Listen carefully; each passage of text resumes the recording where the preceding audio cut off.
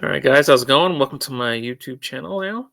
This will be my first video, obviously. So don't mind my voice. Do have a little bit of cold, but I just wanted to get this video made because it's kind of an idea I had last night from a post I saw from Ross Uglum. I was talking about the DC potential DC they might have next year to replace Joe Barry. He was talking about how a lot of the guys don't really have a specific scheme that they would fit with, which I agreed with. But of course, there's always some nuance with that. So I just want to talk about that. So when you look at the roster with the defensive players, when you look at like the defensive line, pretty much everybody on the roster could play really in any scheme. Brooks can play any scheme, Clark can play Slayton, all of them pretty much play any scheme. Um, but looking at the only guy that I can think of that would maybe play better in a 4-3 would be Colby Wooden, just because he's such a smaller guy. Um, I feel he could play better if he was in a 3 tech type position with nose tackle over him taking blockers, and he could shoot through the gaps and whatnot. Um, that's the only guy I think would maybe have a difference in his play if they played in like some sort of 4-3.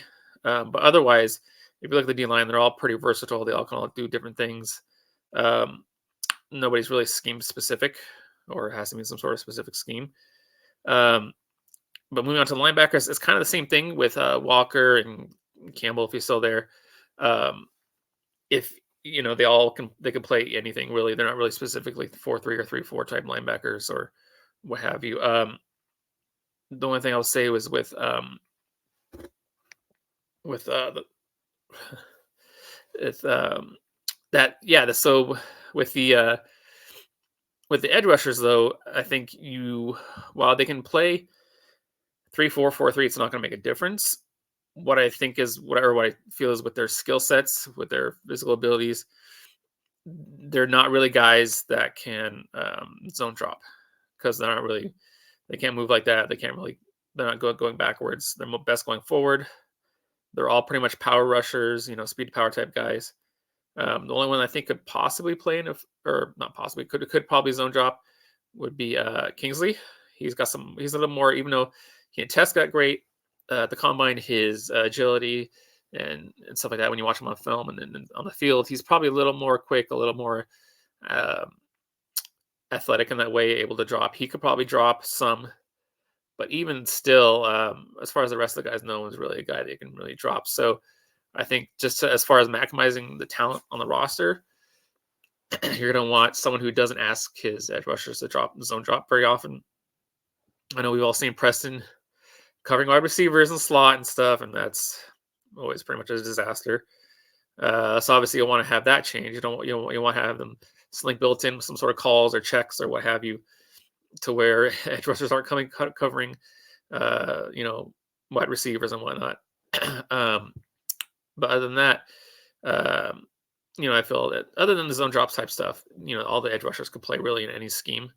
I think even specifically Lucas Van Ness would feel probably more comfortable with his hand in dirt right now because he's still learning to play with his, in a 2-point stance. Because he played only a 3-point stance in Iowa, and he played a lot of 3 tech and stuff like that as well as playing edge.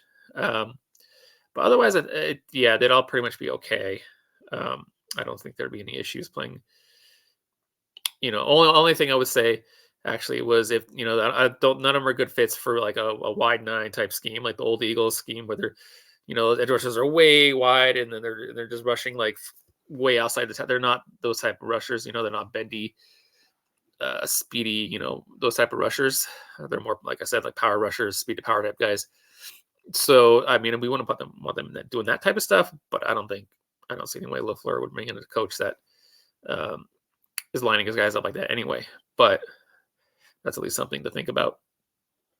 But moving on to the secondary, where it gets kind of interesting, specifically like obviously the corners, because even though Joe Barry has run a lot of zone, he's mixed it up, but he's run more zone.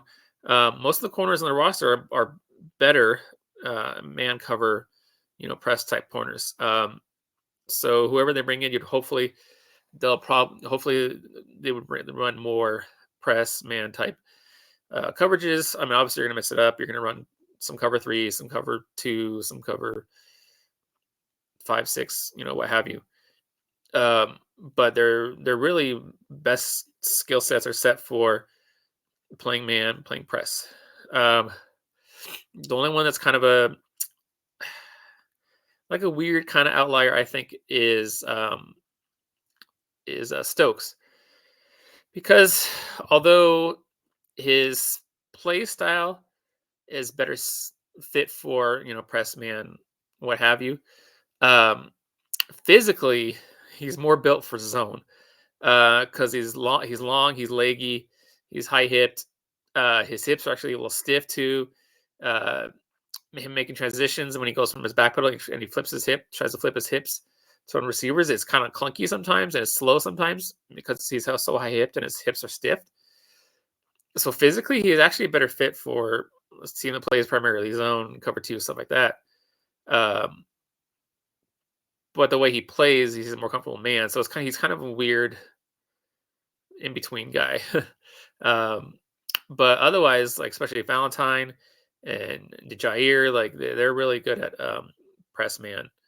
Of course, Jair can play really any coverage. It doesn't really matter for him. But as far as when he's at his best, as far as the safeties, that doesn't really matter too much either. And obviously, it's pretty much all the safeties are free agents. Um, this offseason, and they're going to draft some too. They may even bring in a free outside free agent. So it's hard to say with the safeties. They may bring back some of the guys too, but I don't think safeties. It doesn't really matter too much as far as responsibilities and coverages and stuff like that. 3-4, 4-3 really doesn't matter too much. Especially in modern day defenses, it's not a huge difference between 4-3 and 3-4 defenses. Minor stuff here and there, but not too much differences. But yeah, that's really my thoughts on that. So just really, they want to find some sort of coach that's going to play to the strengths and not, do weird stuff like Barry does sometimes when he's 3rd and 3 and he's playing having guys, 8 yards off and stuff like that. I think they're going to want someone that's more aggressive. It's going to play more aggressive defense. That's really going to help them. It's going to fit a lot of their play styles. But and like guys like Wink and I'm kind of iffy on Brandon Staley, but Wink Martindale or Evero, any of those type of guys that's going to play a more aggressive style, I think would fit with the roster skill set better. But I think that's about all I have for you guys today. Don't mind the quality of the video too because it's off my Chromebook. Eventually I'll get a microphone and probably a better camera or something like that. This is just a trial when I start out type thing with this YouTube channel. So we'll see how it goes. But yeah, so have a good one and always remember, go Pack Go, and I'll see you guys later. Bye.